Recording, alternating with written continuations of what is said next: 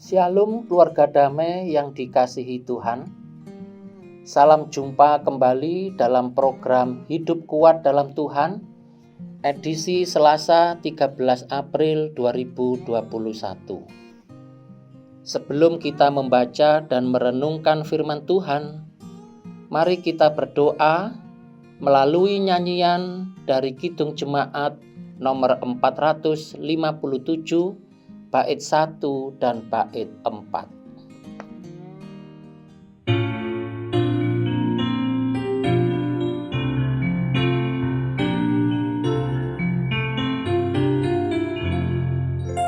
Ya Tuhan, tiap jam ku memerlukan-Mu.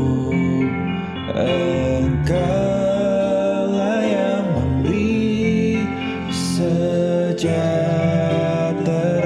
penuh setiap jam, ya Tuhan, Di-Kau ku perlukan.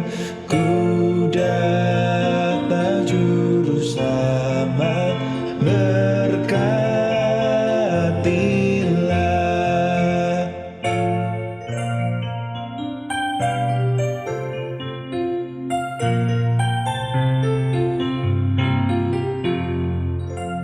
Ya Tuhan, tiap jam ajarkan maksud-Mu, beri janji-Mu genap di dalam hidupku. Setiap jam, ya Tuhan, Di-Kau ku perlukan. Ku datang juru selamat, berkatilah.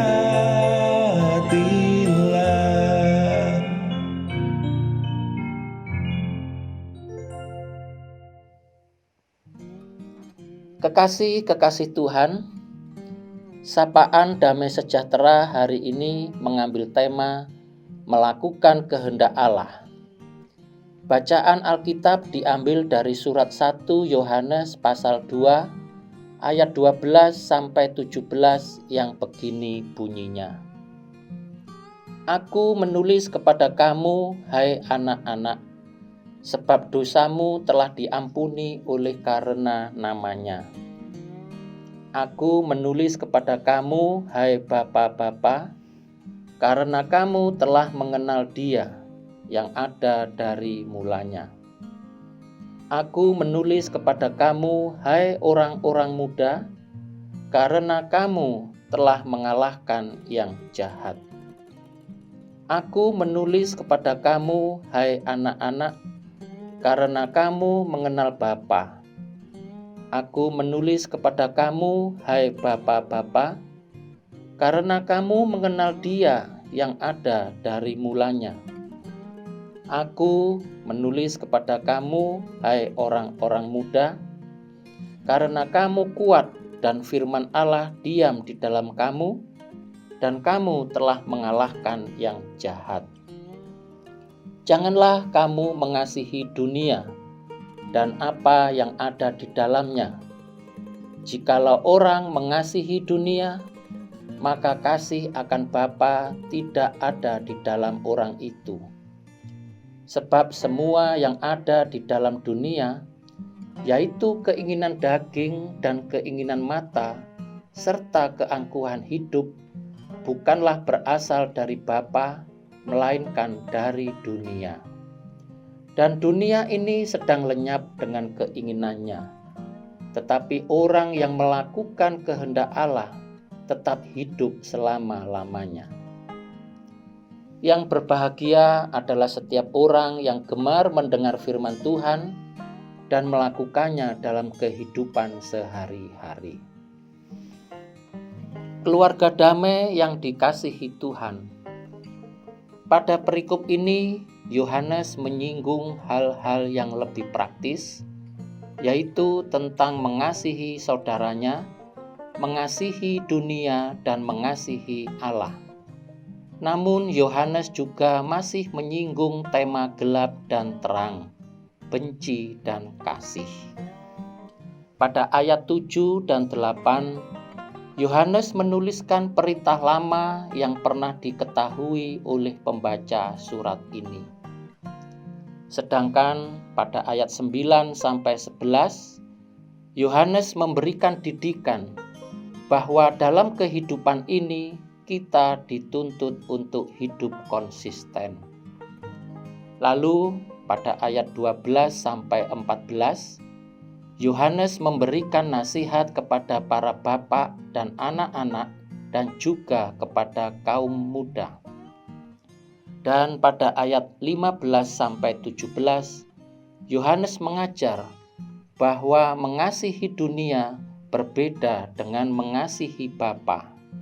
Bahkan hal tersebut berlawanan satu dengan yang lain. Kekasih-kekasih Tuhan, Yohanes memberikan contoh kehidupan yang praktis bagi orang yang mengenal Allah. Yang pertama, orang yang mengenal Allah hidup dalam terang karena kegelapan sudah dikalahkan oleh terang. Yang kedua, orang yang hidup dalam terang harus nyata dalam tindakannya yang benar. Jadi tidak mungkin orang yang hidup dalam terang namun membenci saudaranya sendiri. Karena membenci itu termasuk perbuatan kegelapan. Sedangkan orang yang hidup dalam terang seharusnya saling mengasihi. Namun jika ada orang yang membenci saudaranya sendiri, maka orang tersebut digolongkan hidup dalam kegelapan. Yohanes mengingatkan pembacanya bahwa mereka semua yang hidup dalam terang, dosanya sudah diampuni oleh Allah. Oleh sebab itu, baik orang tua, kaum muda, maupun anak-anak harus tetap hidup dalam Tuhan. Orang yang hidup dalam terang akan semakin mengenal Allah dan hidup dalam kemenangan. Yohanes mengingatkan bahwa kalau ada orang yang mencintai dunia, maka kasihnya kepada Bapa tidak ada dalam dirinya.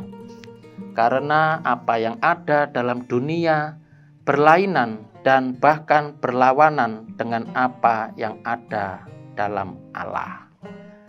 Kekasih-kekasih Tuhan, dunia menawarkan keinginan daging yang menunjukkan pada pemuasan hawa nafsu badania. Dunia juga menawarkan keinginan mata yang mengacu pada nafsu yang besar terhadap apa yang dilihatnya, terhadap bentuk-bentuk lahiriah dari segala sesuatu.